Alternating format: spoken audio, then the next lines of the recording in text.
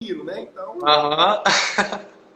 pessoal, Sim, com mesmo. vocês, Vinícius Tamanini Salamão, que vai apresentar o livro A Revolução dos Bichos, de George Orwell. Fica à vontade, essa é a sua, Vinícius.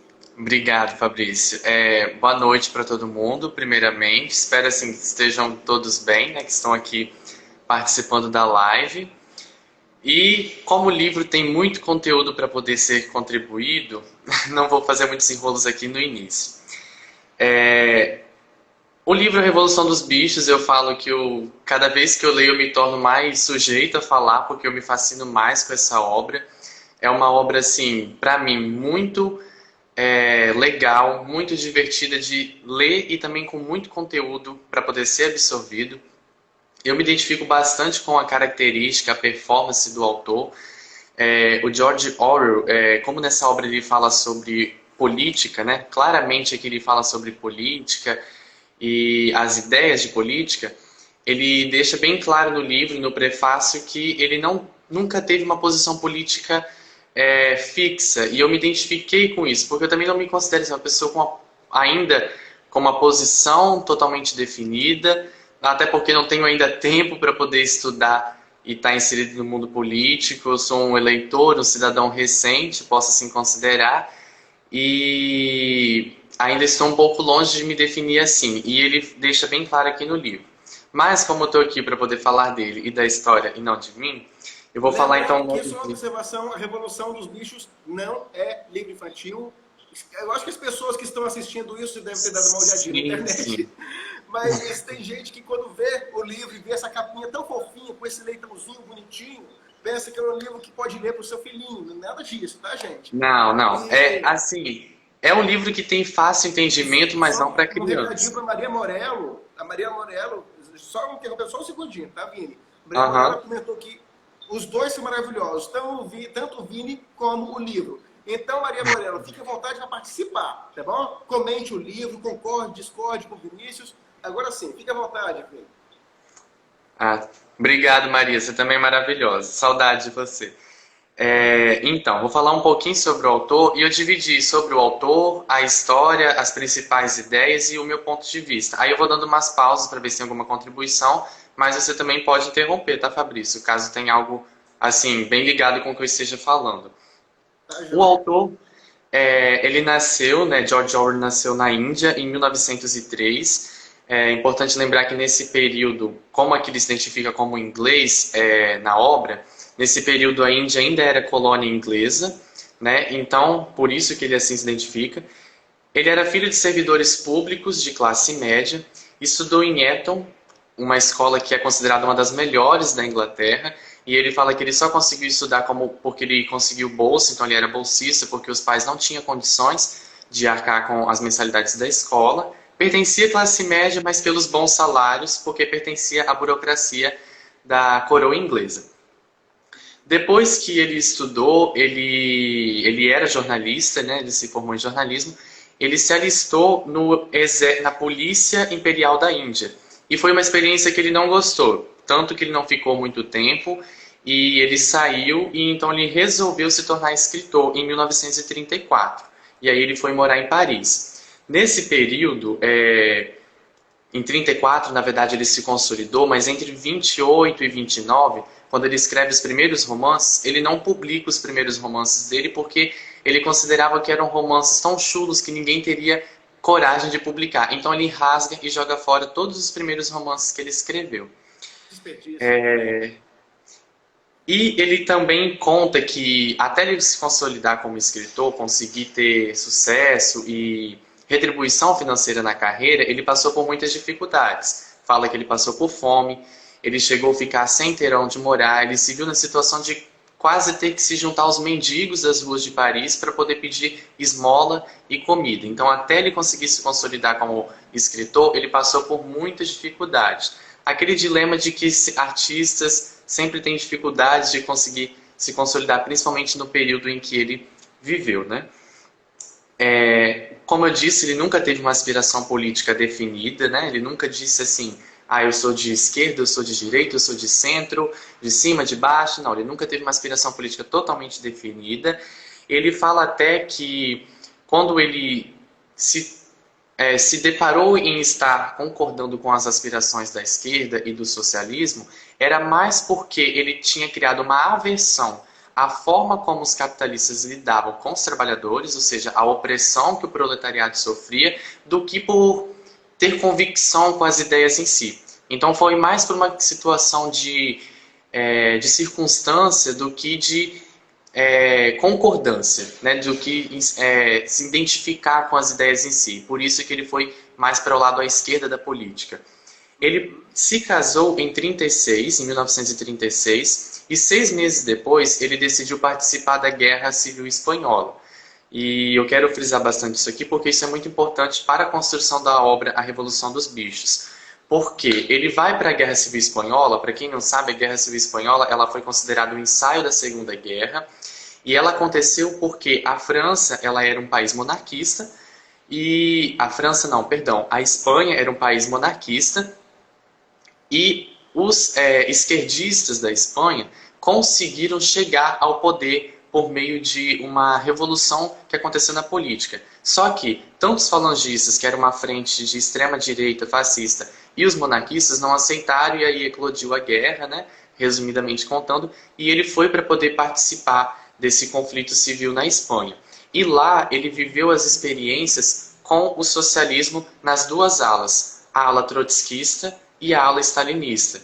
Porque, como nós sabemos, na história da Revolução Russa, o socialismo, depois da morte de Lenin, ele acabou tendo essa separação entre Stalin e Leon Trotsky. Então ele se alistou na milícia do PUN, que eram os chamados trotskistas espanhóis, e lutou nessa guerra. E é a partir dessa experiência que ele vai criar o senso crítico em relação ao governo stalinista e a forma como o comunismo foi implantado na Rússia, e vai criar a obra Revolução dos Bichos e a crítica. Você está conseguindo me ouvir? Que está ficando meio embaçado a sua imagem? Eu estou ouvindo muito bem, mas está ótima. Então vou continuar. Por enquanto eu vi que não tem nenhuma contribuição, então vou começar a falar um pouco sobre a história. O autor ele chamou a história de um conto de fadas rural, no prefácio que ele escreveu para a versão inglesa. E os literários consideram hoje o livro tanto quanto um romance satírico, como uma fábula, porque ele tem característica dos dois. Né? Ele tem discursos narrativos, predomina no livro o discurso direto, e ele traz aqui características inanimadas, humanas para seres inanimados, personificados. Eu deparei mais como uma fábula do que como romance, mas ele tem essas duas classificações. E esse livro, ele teve como ideia, concepção, em um dia que ele estava no campo, na Inglaterra, depois que ele já tinha participado da guerra e voltou para a Inglaterra, onde ele vivia com a esposa, e ele viu um menino andando sobre um cavalo, e cada vez que o cavalo se desviava do caminho, o menino enchia ele de chicotadas, cobria ele de chicotadas. E aquela cena despertou nele uma reflexão. Ele pensou o seguinte: se esse cavalo e todos os animais soubessem a força que eles têm em relação a nós humanos, quem seria dominado não seriam eles e sim nós. E então ele percebeu que ele teve uma visão animalista do marxismo. Porque, resumidamente falando, o que o marxismo diz? Que a força que o proletariado tem sobre aqueles que os oprimem pode ser capaz de revolucionar a estrutura da sociedade, do sistema. E a partir disso, então, ele teve a ideia de criar o livro, a história, A Revolução dos Bichos. Então, aqui ele enxergou a exploração animal, ele fez uma analogia da exploração animal com a exploração operária. Esse livro ele tem muita relação com a Revolução Russa. Quem já estudou história, lembra de Revolução Russa ou está estudando, se ler o livro, vai perceber claramente como que ele tem muita relação com a Revolução Russa. Inclusive, eu deixo até aí como dica, para se algum professor de história estiver assistindo ou for assistir, que é um ótimo livro para poder trabalhar durante o conteúdo, porque tem muita relação e dá para explorar bastante. E a história, basicamente contando, para não dar spoiler sobre o livro, né, dar muitos spoilers, não tem como não contar a história, mas tem como falar só de alguns detalhes para poder deixar um pouco ali na surpresa. Pelo que você está Ela falando, esse livro é uma aula de história, impressionante. praticamente, eu, assim, consideraria ele uma verdadeira obra, tanto histórica, política, com contexto sociológico, filosófico, tanto que, eu esqueci de falar no início, eu tive contato com o livro o ano passado, com uma proposta da professora Daniele para poder fazer um trabalho de filosofia política. Ela dava aula de filosofia para a gente e ela explorou o conteúdo que tinha no livro A Revolução dos Bichos para poder trabalhar o conteúdo de filosofia política. Então fica aí mais uma dica. E a história ela começa o seguinte: os bichos eles estavam insatisfeitos na granja onde eles viviam. Eles tinham um dono, esse dono explorava muito o trabalho deles e eles queriam assim mudar isso. Eles já não estavam mais felizes com aquilo que acontecia. O senhor Jones, que era o dono deles, explorava muito esses bichos e um porco que vivia na granja do Solar, que era o nome da granja onde eles viviam, ele teve um sonho, e nesse sonho ele imaginou uma granja dos bichos, governada pelos bichos, onde todos os bichos eram iguais, viviam em harmonia e eram tratados iguais. E então ele propaga essa ideia. E além disso, ele sonhou com um hino que ficou conhecido como Bichos da Inglaterra. E ele ensinou esse hino para os animais. E então os animais começam a cantar esse hino, o dono da granja até ouve os barulhos, vai lá e atira no celeiro, mas eles vão alimentando a ideia da revolução para poder impor sobre o dono deles. O major, né, o velho, o porco velho, que era chamado velho major, ele acabou morrendo antes de ver a revolução acontecer, mas foi ele que teve o sonho e trouxe a ideia. E o que acontece? Ele morreu, mas os bichos continuaram com a ideia da revolução. O Napoleão e o Bola de Neve eram os sucessores deles, e eles um dia resolveram implantar a revolução. Eles se organizaram e se rebelaram contra o dono, atacaram o dono, morderam, fizeram uma arruaça na granja até que conseguiram expulsar os donos da granja. E então a revolução dos bichos havia acontecido. Agora eles estavam sozinhos e os bichos iriam estar no poder. Só que o que acontece? Os porcos é que ficaram no poder, né? E antes de falar sobre o poder dos porcos, nessa ideia de revolução, eles criaram alguns princípios, algumas ideias, algumas espécies de regras que eram chamados os princípios do animalismo, né? Esse nome animalismo era uma corrente como uma espécie de doutrina política que eles passaram a seguir. Esses princípios do animalismo defendiam essa ideia, essa corrente política.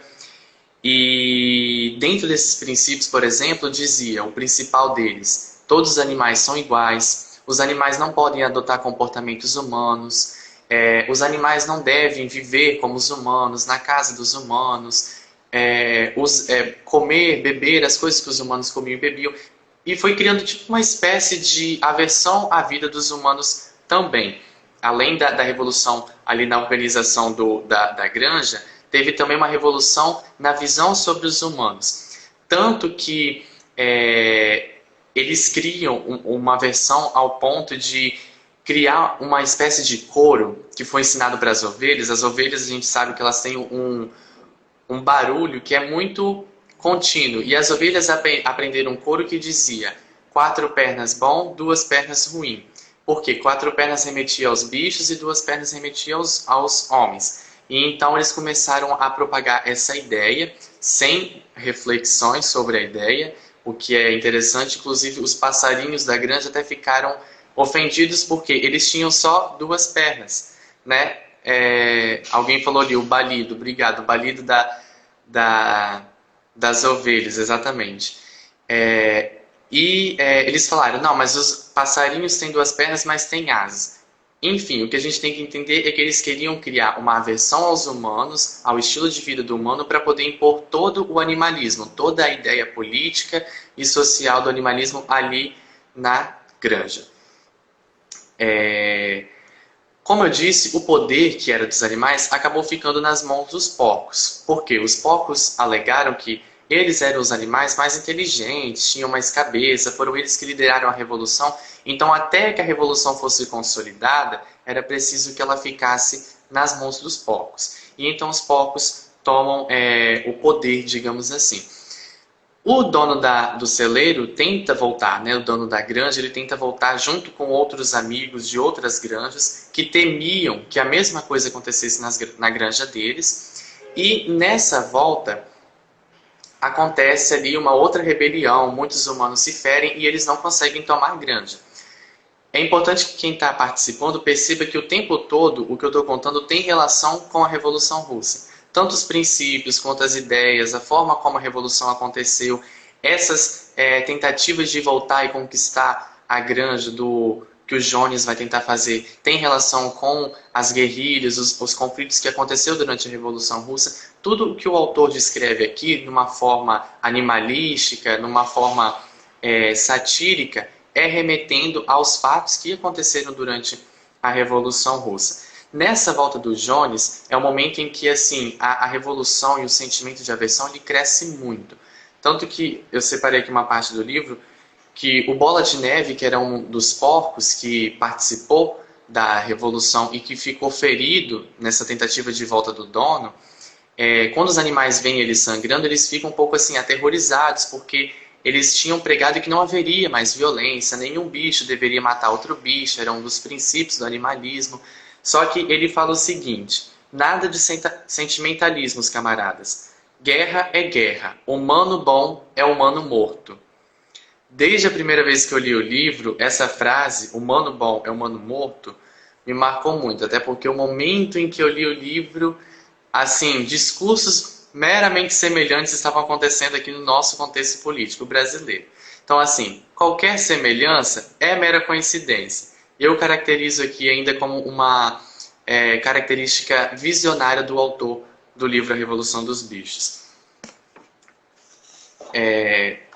Continuando sobre a história, e o que marca muito na história é que, apesar dessa relação que tem com a Revolução Russa, né, os bichos conseguiram tomar o poder da granja, agora a granja é uma granja de bichos e governada pelos bichos. Ao longo da história vão acontecendo algumas coisas que vai fugindo dos princípios do animalismo. Ou seja, aquilo que tinha sido idealizado vai ganhando distorções. E alguns animais vão percebendo essas distorções que vão acontecendo, notando a estranheza, só que eles não conseguiam criticar, porque eles não eram ensinados a isso. Eles não conseguiram aprender a ler direito. Enquanto os porcos aprendiam, tomavam conta da burocracia, os outros animais ficavam muito ocupados no campo, trabalhando. É legal até que fala aqui sobre o plantio sazonal que eles faziam, remetendo aos planos quinquenais que o Stalin implantou lá na Rússia. Então, o tempo todo tem essa relação da história com a Revolução Russa. E essas distorções, ela é observada por uma das personagens principais da história, que é a Quitéria. A Quitéria é uma égua que representa o proletariado. Ela trabalha muito na granja junto com o Sansão, que é um outro cavalo, que também representa o proletariado aqui na história. E ela vai percebendo, Sansão, um dia ela olha... Oi? O Sansão aqui é animal? É um cavalo também. A Quitéria e o Sansão são dois amigos e são os dois cavalos da granja. Ela percebe que os porcos começaram a morar na casa dos humanos. E aí ela questionou, mas por que eles estão morando na casa dos humanos se não pode morar? Se um dos princípios não é ter a vida dos humanos. Aí os porcos alegam que eles precisavam de um bom espaço para poder trabalhar, porque era muita coisa para poder fazer. Depois ela percebe que os porcos eles começaram a dormir na cama dos humanos. E um dos princípios que estava lá escrito no fundo da parede do celeiro era que os porcos, os bichos, não podiam dormir em camas. E ela questiona isso. E aí o Garganta de Ouro, que é um outro porco, e que aqui ele vai representar o porta-voz do governo, o porta-voz dos porcos, e faz uma alusão à propaganda do período stalinista, ele vai falar que, na verdade, os bichos tinham entendido errado. Eles não podiam dormir em camas com lençóis. Eles tinham tirado os lençóis e estavam dormindo nas camas sem lençóis, porque os lençóis era a criação humana. As camas era a criação dos bichos, porque a palha onde eles dormiam também era uma cama. Aí depois ela vê eles bebendo as bebidas do Jones, o vinho, a cachaça, e ela pensa, mas por que eles estão consumindo os produtos dos humanos, se isso está nos princípios do animalismo, que não pode? Só que o que acontecia é que quando o Garganta de Ouro falava que eles estavam se enganando e que o Napoleão estava fazendo estava correto, quando eles iam olhar os princípios do animalismo, só tinha um dos animais que sabia ler, eles percebiam que realmente estava lá, não pode dormir em camas de lençóis. E eles começaram a perceber que estava sendo adulterado os princípios e começaram a desconfiar. Só que ninguém tinha a coragem de criticar ou conseguir provar que aquilo estava sendo adulterado. Um outro ponto importante que acontece na história é que o Bola de Neve e o Napoleão, que tinham prosseguido com a ideia trazida pelo velho Major, em um momento eles se divergem muito no pensamento, o tempo todo eles estavam divergindo, depois que eles conseguiram fazer a revolução, e o Napoleão ele consegue arrumar um motivo para poder expulsar o Bola de Neve da granja. Então ele é mandado embora porque ele foi considerado traidor.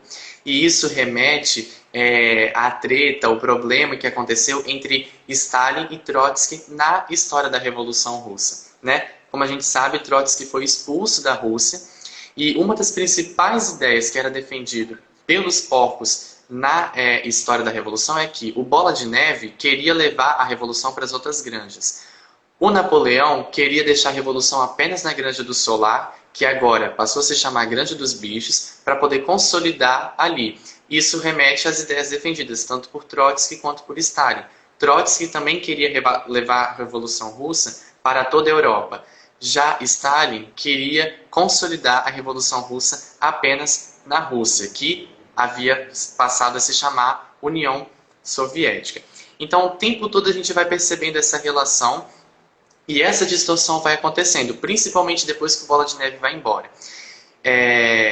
E aí começa também a gerar um senso de que o Napoleão sempre tem razão, tudo que o Napoleão fazia deveria ser aceito, por mais que os bichos questionavam, o Garganta de Ouro vinha, passava a famosa lábia no povo e o povo acreditava, não, Napoleão tem razão, Napoleão sabe o que faz. E o autor vai criando uma crítica em cima dessa questão. Tudo que o Napoleão faz, a granja aceita como a vontade geral e as pessoas não conseguem criticar. Essas distorções elas vão ganhando tanta escala que chega um momento em que elas se tornam um pouco abusiva. E a Quitéria, ela fala que, o narrador fala como se fosse pela voz dela em um momento aqui na história, que os animais começaram a ser tratados como inimigos do próprio sistema dos bichos. Ou seja, eles estavam tendo inimigos dentro da própria granja. Estavam sendo coagidos a confessar crimes que eles não tinham cometido. O Napoleão começou a dizer que alguns animais estavam amando do Bola de Neve. Tudo que acontecia de ruim na granja, eles começavam a culpar a Bola de Neve. Eles construíram um moinho de vento, e o moinho caiu por causa da tempestade, mas o Napoleão culpou Bola de Neve. Sumia alguns alimentos, sumia as maçãs, sumia o leite, e eles culpavam Bola de Neve ou alguém que estava trabalhando para Bola de Neve. E o interessante é que aparece na história os que eles chamam de os cães raivosos, que eram cães que desde pequenininhos foram criados por Garganta de Ouro e que eles foram treinados para poder serem valentes. E esses cães, eles vão executar esses animais que são julgados como traidores da Granja dos Bichos, que estavam trabalhando para o Bola de Neve e contra o governo de Napoleão. E isso vai remeter aos gulags e ao Exército Vermelho lá do governo stalinista durante o período da Revolução Russa. E aqui no livro, eu também marquei um trecho em que o autor descreve ao ponto em que essa distorção, em que esse abuso da autoridade do Napoleão e essas execuções aconteceu dentro da granja. Ele fala assim: havia chegado uma época em que ninguém ousava dizer o que pensava, em que cachorros e rosnadores e malignos perambulavam por toda parte e todos eram obrigados a ver camaradas feitos em pedaços após confessar os crimes mais chocantes. Ou seja, esses animais eles eram obrigados a confessar crimes que muitas vezes nem cometiam, porque eles começaram a culpar as coisas que os porcos estavam fazendo por baixo dos panos como as pessoas da própria granja, como os traidores que estavam na granja trabalhando para o Bola de Neve.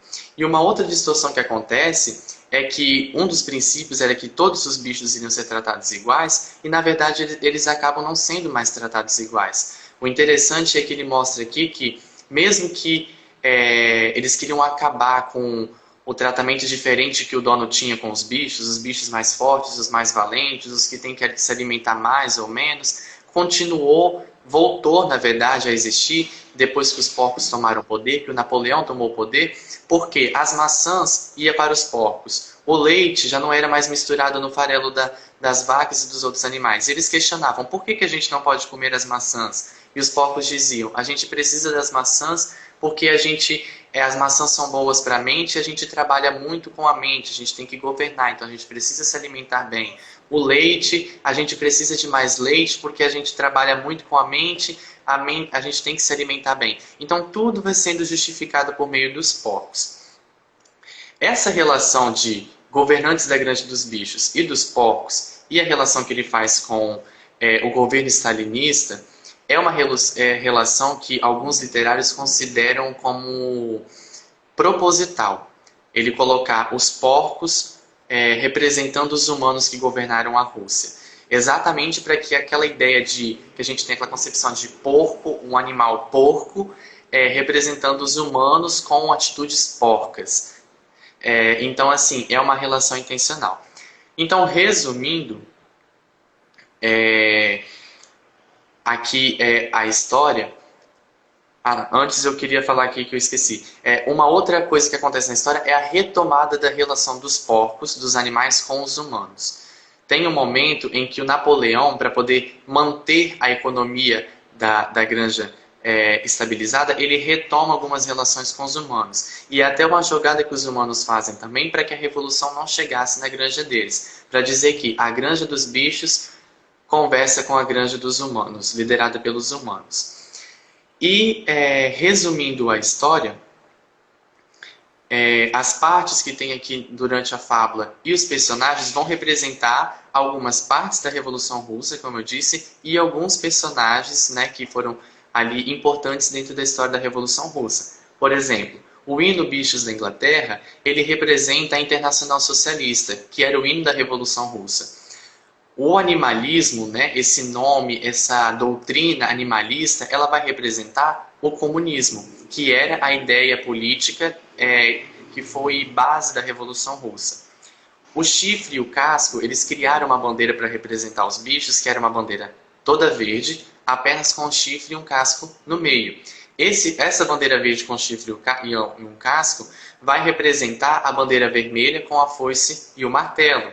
A propaganda, ela era representada pelo Garganta de Ouro, que defendia e manipulava toda a população em relação ao Bola de Neve. Os gulags e o Exército Vermelho, ela é representada na história pelos cães raivosos que executam os traidores da Granja dos Bichos. E entre os personagens nós temos Napoleão, representando Stalin, que foi quem ficou na granja, expulsou o Bola de Neve e tomou o poder. O Bola de Neve representa, no caso, Trotsky, que foi expulso da Revolução Russa, assim como o Bola de Neve foi expulso da granja. O Velho Major representa aqui na história Karl Marx, que traz a ideia do socialismo, no caso aqui, o Velho Major traz a ideia do animalismo, que era a ideia de igualdade, de justiça, de paz social entre os trabalhadores e o sistema. O Jones e a família vai representar a dinastia dos Romanov, que era a dinastia que governava a Rússia no período antes da Revolução Russa. Tem um dos personagens, que eu não falei muito dele aqui, mas ele representa também uma parte importante da história, que é o Corvo Moisés, que ele representa na história a Igreja Ortodoxa. Na Rússia, a igreja predominante, que tinha ligação com a dinastia dos Romanov, não sei se todos sabem ou lembram, mas a Rússia, antes da Revolução Russa, mesmo depois de séculos do fim da Idade Média, ainda era um país em que se pregava o direito divino dos reis, tinha sistemas muito análogos ao sistema feudalista, com servidão, com trabalho muito explorador. Então aqui o povo Moisés vai representar a igreja ortodoxa, que tinha essa relação com os humanos, é expulso da granja e depois volta. Porque na Revolução Russa a igreja ortodoxa volta no momento em que Stalin decide permitir a legalização do culto de novo, para poder manter os ânimos com a população que, mesmo comunista, continuava acreditando em Deus, continuava tendo uma religião. Tem uma outra personagem também, uma égua branca, que era a Mimosa, e ela era muito bajulada pela família dos Jones na história da Revolução dos Bichos. E aqui ela vai representar a pequena burguesia que existia na Revolução Russa no período antes da Revolução Russa. A Quitéria e o Sansão, como eu já disse, eram 2 cavalos da história. Os que mais trabalhavam, então, vão representar o proletariado, e os outros animais representam os camponeses e a classe média. A Maria falou ali que czar, exatamente, no período antes da Revolução Russa, quem tomava conta do poder da Rússia eram os czares, era chamado czarismo. Uma coisa interessante da história é que Lenin, que foi o protagonista da Revolução Russa, não foi referenciado aqui na história. Ele não foi citado por meio de algum animal. E tem especulações, teorias de literários, inclusive o que escreveu aqui o prefácio dessa edição que eu li. Deixa eu olhar o nome dele aqui.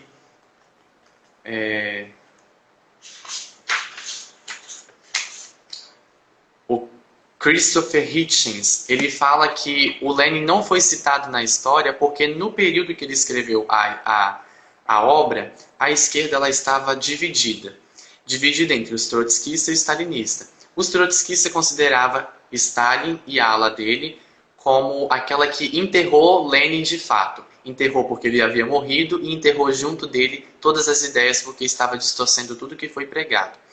E os stalinistas se consideravam os ideais, os sucessores ideais de Lenin, e requeriam o manto de Lenin, né? Esse que requerer o manto é querer esse reconhecimento. E além dessas 2 separações da esquerda, existia uma terceira força, chamada força conservadora, que dizia assim, tanto um lado quanto o outro, é tudo farinha do mesmo saco. Os 2, na verdade, têm as mesmas ideias, as mesmas intenções. Então, no período em que ele escreveu, estava tendo essa treta, digamos assim, dentro da ala esquerda. Então, por isso que ele não apareceu na história. É uma teoria, uma hipótese de Lenin não ter sido citado aqui na história. No final da história, acontece um episódio que remete ao momento em que aconteceu exatamente quando o George Orwell estava terminando de escrever o livro, que é quando os humanos, né, vários humanos de outras granjas vão visitar as granjas dos bichos e vão ter um encontro com os porcos para poder tratar de negócios. E nesse período, os porcos já tinham proibido algumas coisas que antes eram parte da Revolução. Por exemplo, não tinha mais o culto à bandeira que eles faziam. A cabeça do velho major tinha sido exposta para que eles venerassem. Ele que trouxe as ideias. Ela foi retirada e o culto de veneração agora era a Napoleão. O hino Bichos na Inglaterra foi proibido de ser cantado, porque o hino falava da revolução acima de tudo. E como agora os porcos tomam conta do poder, o hino foi proibido de ser cantado. Os animais que estavam nascendo na granja já nasciam no contexto de granja revolucionária e não refletiam mais, nem sequer aprendiam, muitos deles, sobre a revolução, o que era a revolução. Então, assim, aquele domínio que os porcos tomou do poder ali da granja já estava se tornando natural, que nem estava mais surtindo efeitos, a não ser daqueles que participaram da revolução e ainda resistiam na granja, como a Quitéria, o Sansão já havia morrido de tanto trabalhar, e alguns outros animais que não foram executados por sorte. E no final da história, acontece o episódio que as ovelhas elas somem. O Garganta de Ouro recolhe as ovelhas e levam elas para um lugar que ninguém sabe onde elas estavam. E os porcos eles têm esse encontro com os humanos. Os humanos, quando chegam na granja, sentam com os porcos, comem com os porcos, conversam, eles bebem, jogam baralho, fazem um monte de coisa. que é de características humanas, e os animais estão no roçado, no campo trabalhando.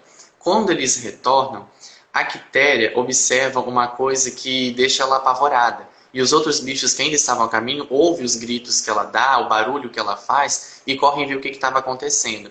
E quando eles chegam no pátio da granja, eles viam os porcos vestindo a roupa dos Jones, ou seja, roupas de humanos, e andando sobre 2 pés. E lá no início, eu tinha dito que uma das ideias que mais foi propagada era que 4 pernas bom, 2 pernas ruim. E quem ficava repetindo essa ideia eram as ovelhas. As ovelhas retornam nesse episódio que os porcos estão andando sobre 2 pés. E elas trazem agora um novo balido, um novo coro, que é 4 pernas bom, 2 pernas melhor. Então a gente vê mais uma distorção do contexto da Revolução dos Bichos. Ou seja, eles mais uma vez burlaram a ideia, alteraram, violaram os princípios do animalismo para poder o quê? Para poder defender e legitimar tudo aquilo que eles estavam fazendo. E uma outra coisa que tinha sido alterada nos princípios do animalismo, que eu disse que um dos princípios principais era que todos os bichos eram iguais, é que agora todos os bichos da granja são iguais, mas alguns mais iguais que outros. Ou seja, os porcos eram tratados melhor porque eles eram mais iguais do que outros. Os amigos dos porcos eram tratados melhor porque eles eram mais iguais do que outros. Os cachorros eram tratados melhor porque eles eram mais iguais do que outros porque defendiam a granja. Então, o que acontece? A granja volta a ter um sistema de estratificação, de classes de bichos. Bichos mais iguais e bichos menos iguais. Então, acontece toda uma distorção da revolução dos bichos. E o capítulo final do livro, ele termina com o seguinte: as criaturas de fora, ou seja, os bichos que vinham voltando do campo, olhavam de um porco para um homem, de um homem para um porco e de um porco para um homem outra vez, mas já era impossível distinguir quem era homem e quem era porco. Ou seja, a revolução, os porcos já tinham distorcido tanto aquele contexto que já não conseguia, naquele cenário com porcos e humanos, saber quem era porco e quem era homem. Existem algumas interpretações erradas de que a intenção do autor foi equiparar aqui o moralismo capitalista e comunista. Não é correto esse tipo de interpretação. Por quê? Como eu disse, quando ele escreveu o último capítulo do livro, acontecia um fato histórico. No momento em que ele estava escrevendo, que foi o encontro de Teherã. O encontro de Teherã após a Segunda Guerra foi o encontro de acordos de paz para poder definir os crimes de guerra da Segunda Guerra Mundial, em que Churchill, que era o primeiro-ministro da Inglaterra, Roosevelt, que era o presidente dos Estados Unidos, e Stalin, que era presidente da União Soviética, da antiga União Soviética, se encontraram como os aliados, os que venceram a guerra, para poder definir um acordo de paz. E o George Orwell ele decidiu criticar esse encontro, porque mais uma vez ele tem uma característica visionária aqui, que ele não acreditava que esse encontro poderia ser duradouro. Ele enxergou o encontro como uma balela, uma coisa que assim, uma conversa para boi dormir, porque ele não via a possibilidade daqueles 3 líderes, daqueles 3 sistemas estarem em paz, em comum acordo. Então, essa equiparação entre porcos e humanos aqui da história remete a esse encontro, e não a equiparação moral do capitalismo e o comunismo. Alguma pergunta, contribuição sobre a história? Terminou. Nenhuma pergunta, pessoal, não. Só comentários muito bem-vindos da Maria Morello. Inclusive, Maria Morello e Gustavo Konopka, pelo que eu vi, vocês leram o livro. Podem comentar aí, caso vocês gostariam de comentar alguma opinião ou alguma coisa interessante que o livro talvez, que o Vini talvez não tenha trazido. Mas eu particularmente achei que você fez uma pesquisa sensacional, porque além do livro dá para notar que você conciliou com a história, mas isso daí gera objetivos do autor, mas que você pesquisou fundo mesmo, né? Porque você pesquisou várias interpretações possíveis através da leitura da obra, né? Eu achei interessante isso. Você teve um trabalhão para fazer essa live, hein? Sim, sim.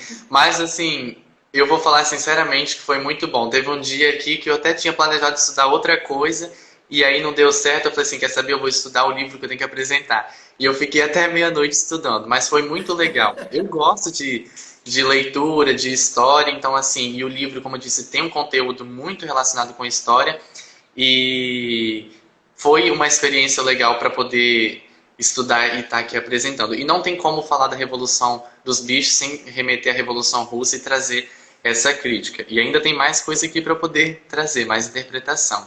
Mas se tiver alguma pergunta, pode fazer. Eu amei, achei sensacional. Eu estou louco para ler o livro. Eu tive praticamente a sensação de que eu tive uma aula de história com você. O Gustavo, Gustavo Konopa fez uma perguntinha ali no chat. Você já leu alguma outra obra desse autor, do George Orwell?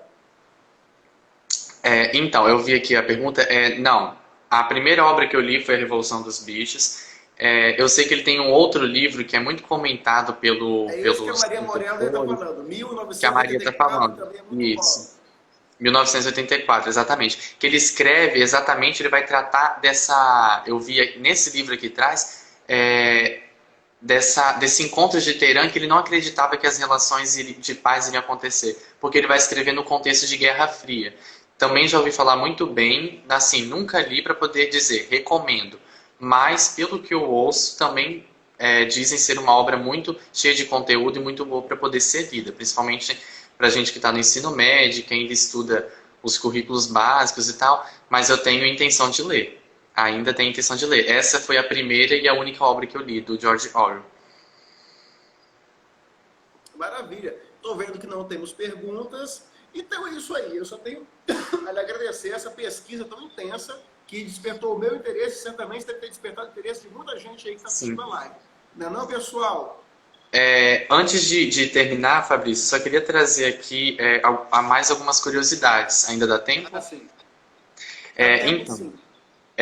o objetivo da obra, eu vou falar do objetivo junto com o meu ponto de vista, porque eles juntam aqui para poder ser mais rápido.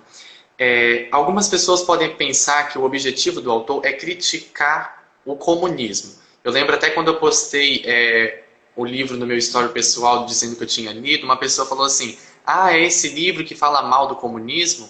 Não, não é esse livro que fala mal do comunismo. Ele não vai falar mal do comunismo aqui em termos de comunismo ideia, a doutrina política comunista. Ele vai falar do mito soviético.